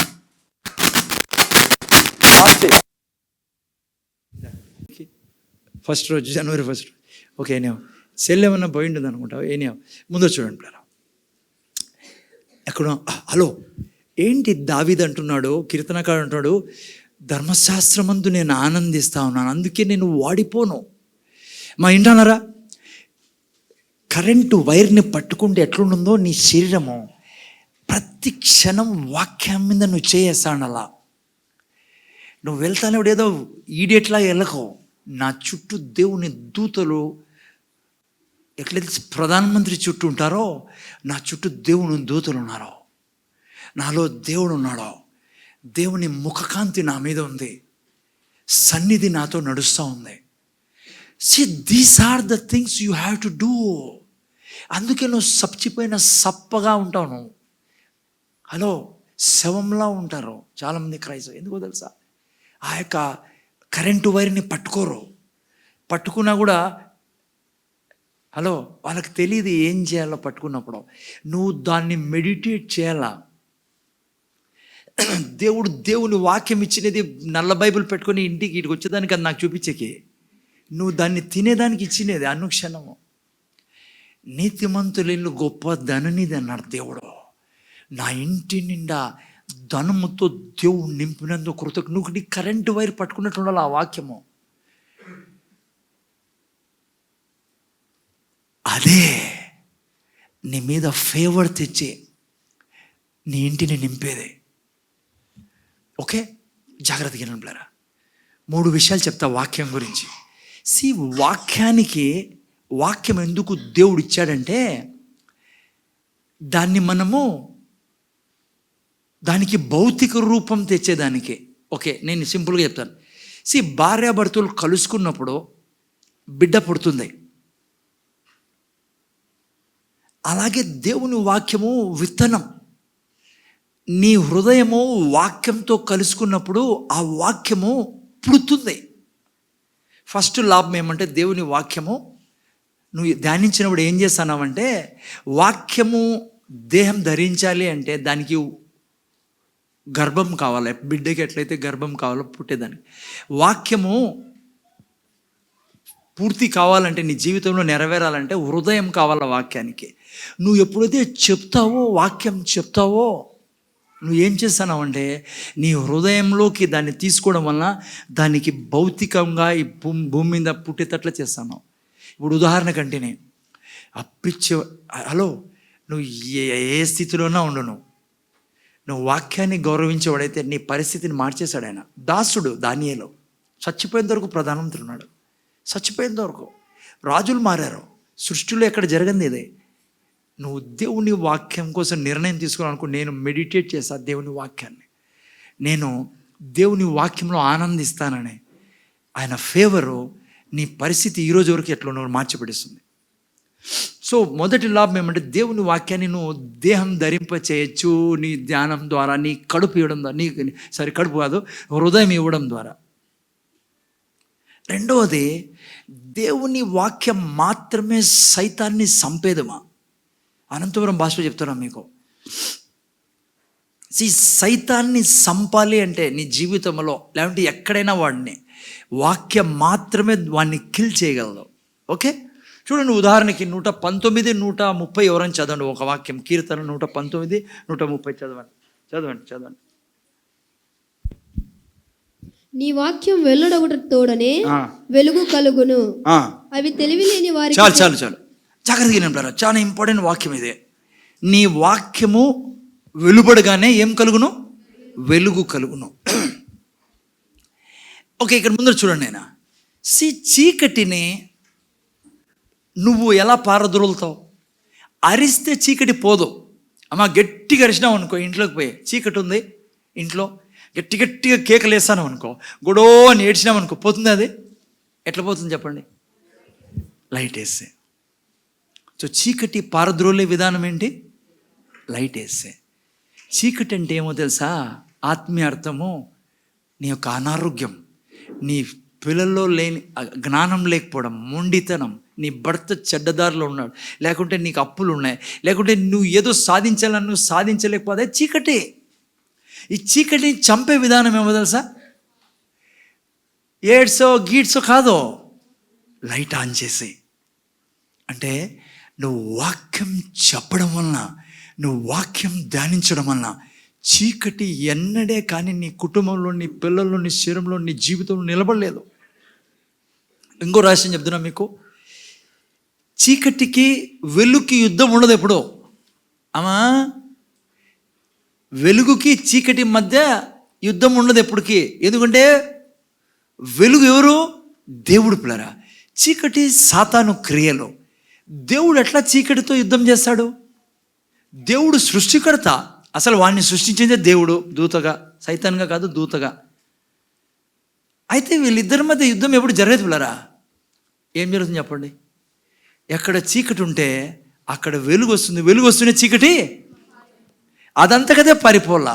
అది దేవుని వాక్యం ధ్యానించడం అంటే. నువ్వు ఎంత దేవుని వాక్యాన్ని ధ్యానిస్తూ ఉంటావో, చెప్తూ ఉంటావో, మాట్లాడుతూ ఉంటావో, నీ జీవితంలో ఏ ఏరియాలో కూడా చీకటి నిలవద్దు. నువ్వు ధ్యానించకపోవడం వల్లనే కీర్తనకాడు చెప్పినట్లుగా ఎండిపోతుంది జీవితం. నేను యెహోవా ధర్మశాస్త్రమును ధ్యానిస్తాను.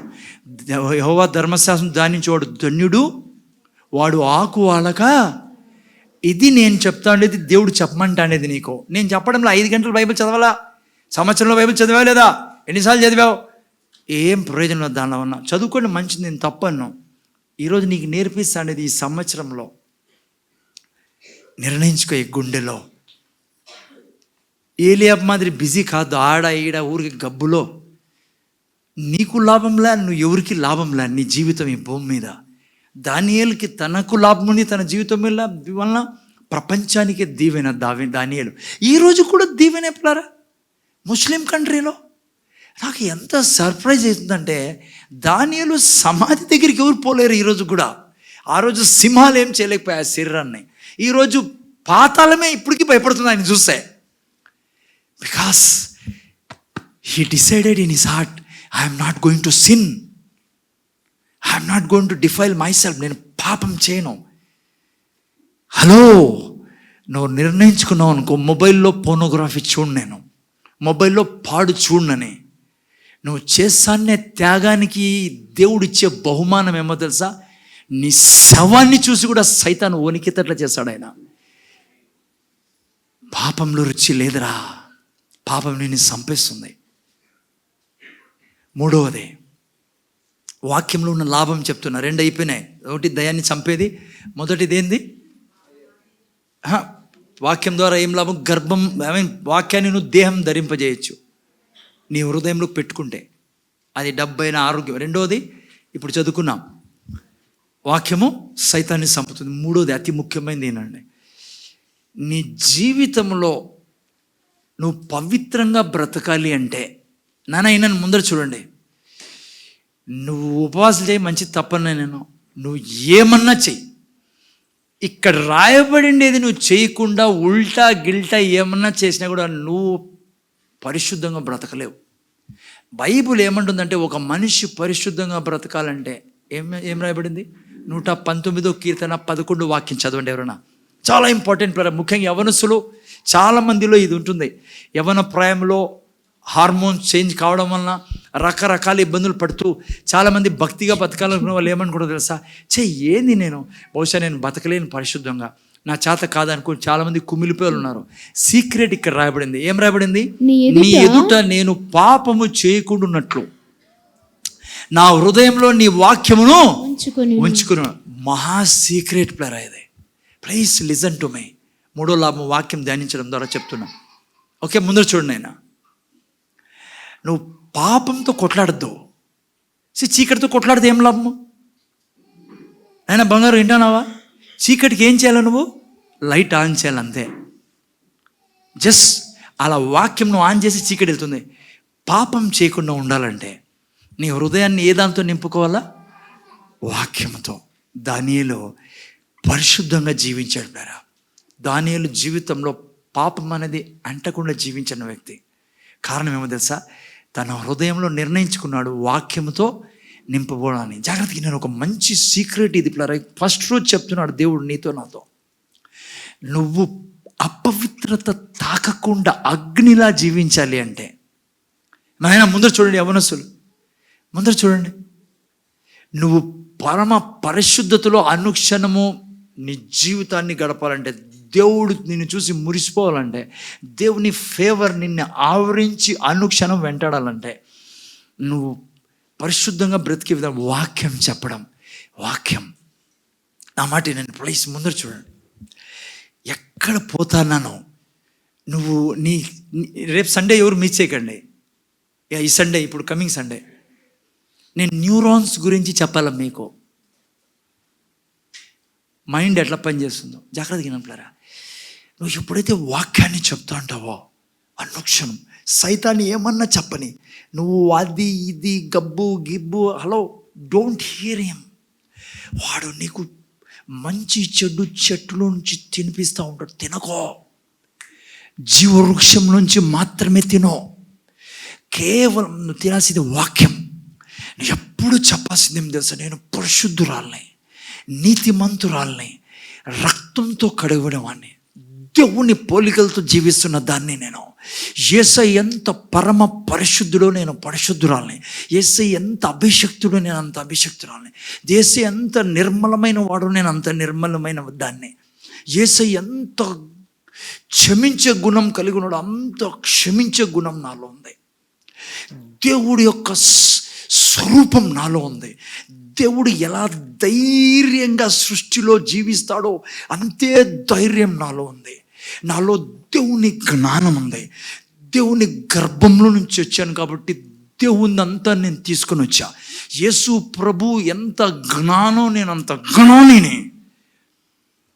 నువ్వు ఎప్పుడైతే దేవుని వాక్యంతో హృదయాన్ని నింపుకుంటావో, నేను నీ ఎదుట ఛాలెంజ్ చేస్తాను యేసునామంలో, నీ జీవితంలో పాపం అనే గాలి కూడా నీ దరిదాపులు రాకుండా నీ జీవితం భద్రం చేయబడుతుంది యేసు ప్రభులాగా.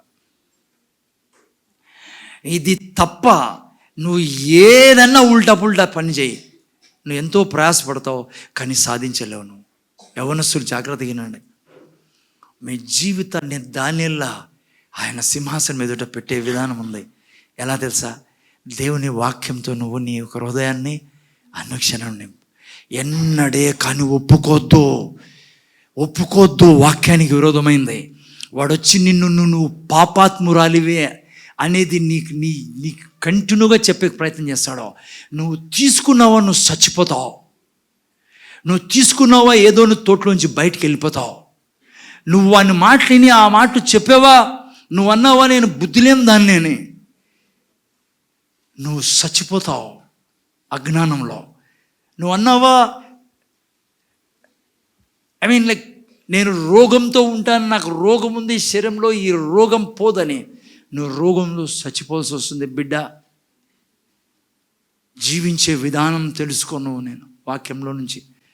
సో ఈ వాక్యం వల్ల ఈ 3 లాభాలు ఉన్నాయి పిల్లలు. ఓకే, 5 విషయాలు మీకు చెప్తాను. మొదటిదేంటి, రెండవది ఏంటి, వాక్యం. చాలా ఉంది చెప్పే కానీ రేపు వారం తీసుకుందాం వాక్యం. ఓకే, మూడవది దేవుని ఆలయాన్ని ఎన్నడే కానీ విడిచిపెట్టకు. నిన్నిక్కడ పెట్టిండేది మంత్రి ఏం యోజన, అది ప్రధానమంత్రి యోజననో నాకు గుర్తు కూడా, ఆరోగ్యశ్రీ కాదు నీ ఇక్కడ తెచ్చిండేది దేవుడు. మూడోది ఏంటి, ఆలయంలో ఉండాలా. మంజుల అక్క వింటానవా? నేను పాస్టర్ అని నీకు చెప్పడంలా. రేపొద్దున నా జగాలో ఎవరన్నా పాస్టర్ దేవుడు పెట్టుకొచ్చిడా, పాస్టర్గా మాట్లాడడంలా. నేను దేవుని యొక్క ప్రిన్సిపల్ మీకు చెప్తానా. ఆలయం ముందు చూడండి, ఆయన అనుభవంతో చెప్తున్నా.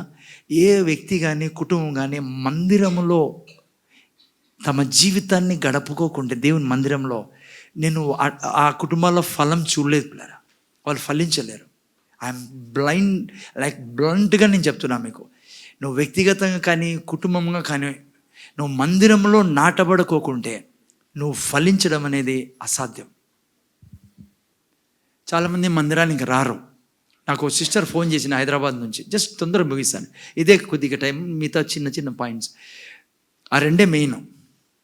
మూడోది చాలా మెయిన్. అమ్మా 2 మెయిన్ అంటే ఇది లేదంటే అనకొద్దని మళ్ళీ. మహానుభావులు మీరు, జాగ్రత్తగా ఉండాలి. మీరే చెప్తారు కదా సార్, ఆ 2 మెయిన్ అని, ఆ 2 పట్టుకున్నాం మేము. మూడోది మాకు సంబంధం చర్చితో. ఆ సిస్టర్ అంటుంది, నేను చర్చికి ఆమె చాలా మాట్లాడింది నాతో, అవి ఇవి చాలా ప్రీచింగ్ వింటాడుంది. నేను ఏ చర్చ్ సిస్టర్ మీరు పోయేదన్న ఏదో విషయానికి వచ్చి, నేను చర్చికి పోను సార్. చర్చిని నమ్మా సార్, నేను యేసుప్రభు నాకు చాలా ఇష్టం, నేను ఇంట్లోనే ఉంటా. నువ్వు ఈడియట్వి. యేసుప్రభు ఇష్టం అంటానో, యేసుప్రభు ఇష్టమైంది చేయని అంటానో. దేవుని మందిరానికి పోవాలా. చెప్తున్నా మీకు ఎందుకో చెప్తాను నేను సీక్రెట్. కొంతమంది మహానుభావులు అర్థం చేసుకోరు. ఇది సైతాన్ చేతిలో ఆడబడుతుంటారు. వాడు ఆడిస్తా అంటాడు. ఈ సృష్టిలో ఏ క్రైస్తవుడు పర్ఫెక్ట్ లేడు. ఫర్ యువర్ ఇన్ఫర్మేషన్ ఇంకోటి చెప్తున్నా, ఎవరు అంటున్నారు అప్పుడే ఏనండి చెప్తాను. రెండవది, ఈ భూమి మీద ఏ సంఘము పర్ఫెక్ట్గా లేదు. నువ్వు పర్ఫెక్ట్ సంఘం ఎత్తుకుంటా తిరుగుతాను అనుకో, హైదరాబాద్ గల్లీల్లో నువ్వు గ్రేవ్యార్డ్కి పోవడం మంచిది, ఎందుకంటే అప్పుడే నీకు మంచి చర్చ్ దొరికేది. ఏడుంది మంచి చర్చ్? ఆడుంది. అందుకే ఒక స్లోగన్ ఉంది, ఒక కోట్ ఉంది పిల్లలు, నేను చదవాలని ఆశపడిచాను. నేను చదువుతానండి. Yeah, church is a family of imperfect people who are joined by the perfect saviour. అంటే అక్కడే పర్ఫెక్ట్ ఎవరు? మన శిరస్సు. అమ్మా, మనమంతా ఇంపర్ఫెక్ట్.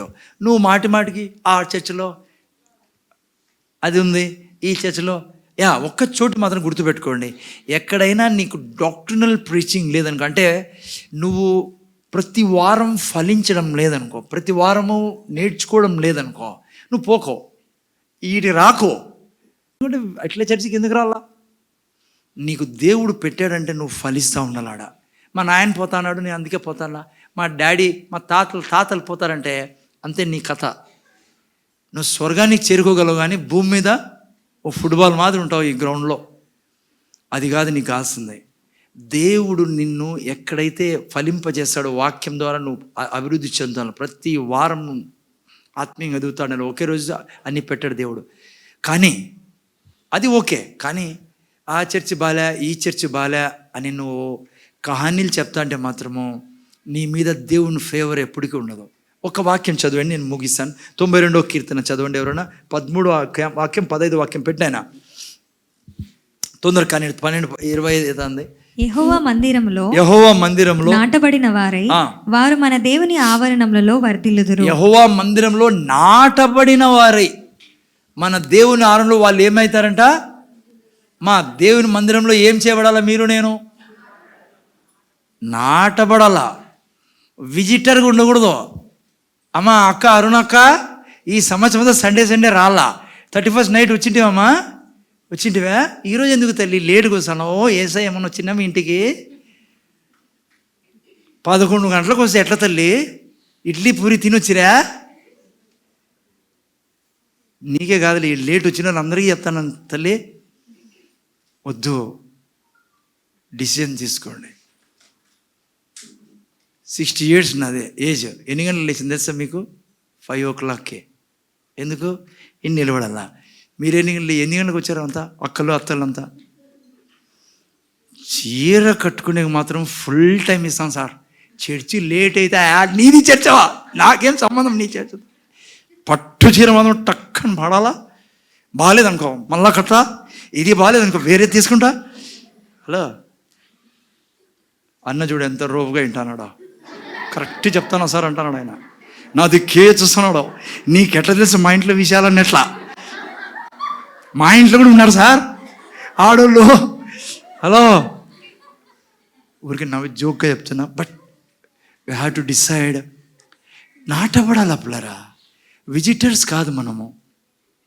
నెక్స్ట్ వాక్యం చదువు, 15వ వాక్యం పెట్టినైనా చూడండి ఏమవుతుందో. నాటితే వారు ముసలితనమందు ఇంకా చిగురు పెట్టుచుందురు, సారం కలిగి. ఈ వారం ఈ చర్చిలో, రేపు వారం మా అక్క చర్చిలో. రే కప్ప మాదిరి ఎగిరితే నువ్వు ఏడుంటావు పచ్చగా, ఏడ చిగురు పెడతావు. ఈ చర్చిలో లేదులేండి, ఈ చర్చిలో ఎవరు అట్లా లేరు. జస్ట్ సిటీస్లో ఎక్కువగా ఉంటుంది ఇది కదా. దండిగా చర్చెస్ ఉంటాయి, ఇక్కడ ఎవరు జరగదు. ఏమైనా ఇట్లా అర్బన్ ప్లేస్లో తక్కువ ఉంటుంది. జస్ట్ మీరు అర్థం చేసుకోవాలని చెప్తున్నా. అయితే ఒక్కటి మాత్రం గుర్తుపెట్టుకోండి, వాడు పాపి, వీడు పుణ్యాత్ముడు, వీడు దరిద్రుడు, ఈమె మంచిది, ఈ నేచర్తో చర్చిలోకి రాకు. నీకు ఎవడు మంచోడు కనపడ్డు. ఒక క్రైస్తవుడు ఏం చూడాలో తెలుసా? జాగ్రత్త గిన్నాను ప్లేరా. అబ్రామ్ బదార్ జాగ్రత్త గిన్నాను బదార్. గంట సేపు నుంచి ఇంటాను నన్ను సార్ అంటారా? జాగ్రత్త. ఎక్కడ పోయినా కూడా ఒక నేచర్ పెట్టుకోండి. అమ్మా వినండి, జస్ట్ ముగిసండి. హలో ముందర చూడు. నాకు సారీ బదర్ పేరు తీసుకుని, నాకు అనవసరం మూర్తి బదరు ఏంటి అంటే యాజ్ ఎ పాస్టర్గా నాకు జాగ్రత్త ఉన్నది. అది వేరే, జస్ట్ వ్యక్తిగా చెప్తున్నా. ఈ బ్రదరు ఆ brother, why I should bother about them? ఎందుకు నాకు వాళ్ళ బిజినెస్? కానీ నేను దేవుళ్ళ బ్రతుకుతా. నన్ను చూసి వీళ్ళు, నా దైవత్వాన్ని చూసి వీళ్ళు మారుతారు.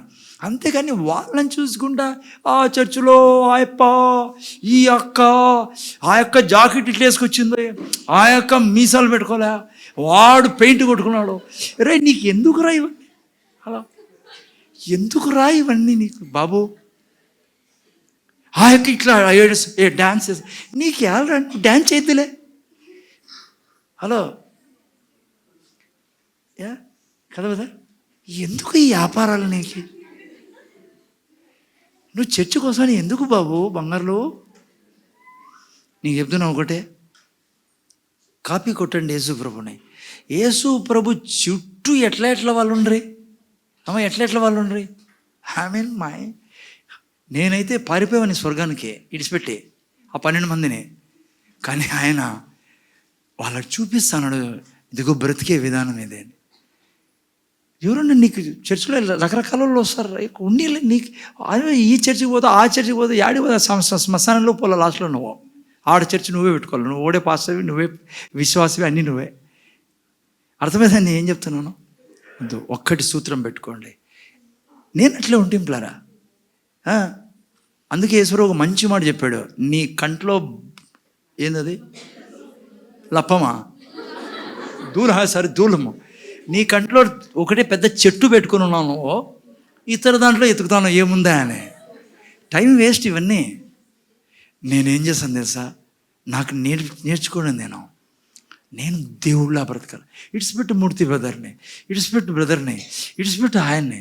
నేను దేవుళ్ళ బ్రతుకుతాను, నేను కనికరంతో బ్రతుకుతాను, నేను అభిషేకంలో బ్రతుకుతాను, నేను దేవుని వాక్యాన్ని నేను దేవుళ్ళ సంఘంలో బ్రతుకుతా. నన్ను చూసి ఇతర జనాలు నాలాగా బ్రతుకుతారు. ఎందుకు నేను వాళ్ళకి ఏళ్ళు చూపించకుండా బతకాలా? అనేక మంది క్రైస్తవుల్ని సైతాను తాడు కట్టుకొని తీసుకొని పోతాడు, వీళ్ళు పోతానరా వెనకలా. వద్దు నాయన. ఓకే, మూడోది ఏంటి ఇంపార్టెంట్? సంఘం. ఎస్, సంఘంలో చెడ్డోళ్ళు రకరకాల వాళ్ళు వస్తున్నారు. నువ్వేం చేయాలా? నువ్వు చూపి యేసయ్యని, నువ్వు చూపి ప్రేమ, కనికరము, దయ, క్షమాపణ, అభిషేకం. నీ నిలబడి వాళ్ళ మీద, వాళ్ళ నరాలు, వాళ్ళ రక్తము, నీ మీద ఉన్న మహిమను చూసి నీ ముందర మోకర్లు చెప్పండి, బ్రదర్ నేను ఏం చేయాలి, నీ ఇలా బతకాలండి. అది క్రైస్తవ జీవితం. అందుకే యేసుప్రభు ఎప్పుడు పేతురు నీ నిక్కర బాలే, నీది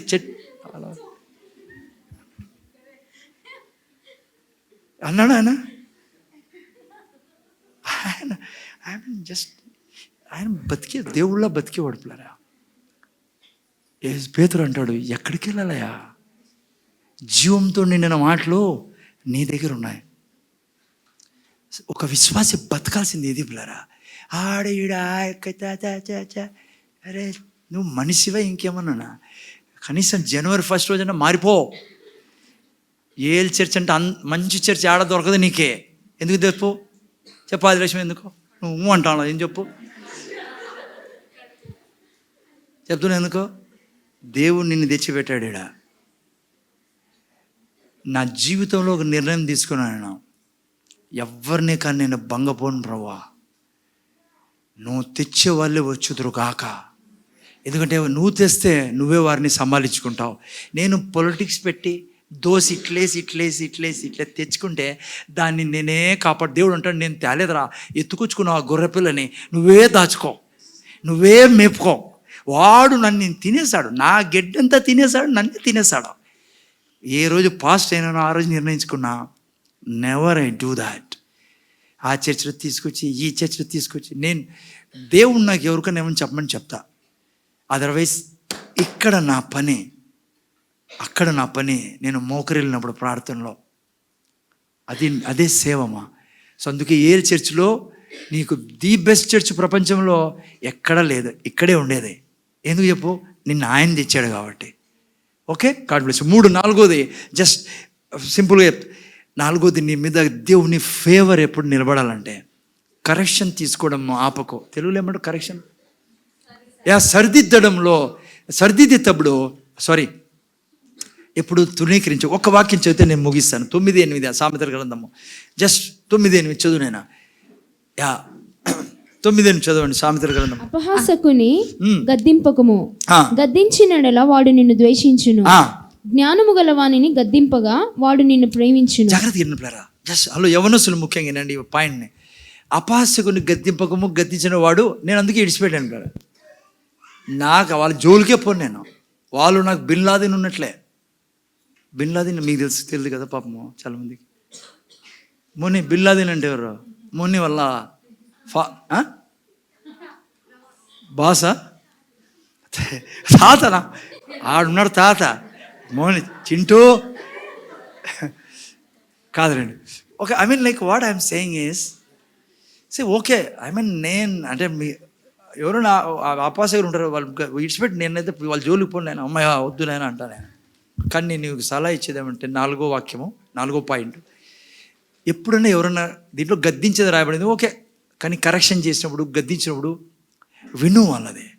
ఈ భూమి మీద అతి దౌర్భాగ్యమైన పరిస్థితి ఏమైనా పడిందంటే, ఫస్ట్ కనీసం ఈ ముగ్గురిని నువ్వు గౌరవించదు నేర్చుకో జీవితంలో. అందరినీ గౌరవించాలా. వీళ్ళిద్దరి యొక్క గద్దింపుని ఎప్పుడు కాదని ఎవరు తల్లిదండ్రులు ఉన్నాయి. నువ్వు నీ బ్రతుకే గల్లంత అయిపోతుందంటారే ఆ టైప్. నువ్వు తల్లిదండ్రుల గద్దింపుని వినుకోకుంటే, అందుకే మీ అమ్మ నాన్న ఏమన్నా అంటే నేను చాలాసార్లు చెప్పాను చర్చిలో, స్టాప్ దే, ఆగునువాడా ఇను వాళ్ళది. నేను వాళ్ళు ప్రతిసారి రైట్ అన్నాను. నేను వాళ్ళు రాంగ్ ఉండొచ్చు, రైట్ ఉండొచ్చు, but respect them, honour them. ఎందుకంటే ఈ సృష్టిలో దేవుడు తర్వాత మీ అమ్మ మీ నాయనే నీకు కరెక్ట్గా కరెక్షన్ చేసేది. అంతే, వాళ్ళ గౌరవం ఆధారపడి ఉంది. సెకండ్ ఎవరంటే నీ దైవజనుడు, నీకు పాస్టర్ గద్దించినప్పుడు విను. దాని ద్వారానే నీకు ఎలా బ్రతకాలని తెలుస్తుంది. మూడోది, నువ్వు ఎక్కడ పని చేస్తానో లేకుంటే ఎక్కడ చదువుకుంటానో అక్కడ. ఈ భూమి మీద ఈరోజు ఇష్టమే ఉండదు ఎవరైనా గద్దిస్తే, లేదంటే కరెక్షన్ చేస్తే.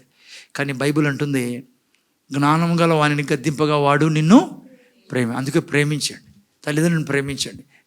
సంఘంలో కాపురిని ప్రేమించండి. గద్దించడాన్ని అలిగేది అది ఇది చేయకండి. ఓకే, 4th పాయింట్ అది దానిలో ఉన్న గుణం. టైం తగ్గుకుంటా పోతుంది. 5th and last point, pray to grow in grace in giving. Okay, వాక్యం పెట్టినారు 2వ కొరింథీ, ఇవ్వడంలో, ధనం ఇవ్వడంలో ఎదిగేందుకు ప్రార్థన చేయండి. ఓకే, ఏంటి అది? 2వ కొరింథీ రాసిన పత్రిక 8:7. ఫాస్ట్గా పెట్టాను లాస్ట్ వాక్యం ఇది. ఓకే, లాస్ట్ పాయింట్ ఇది.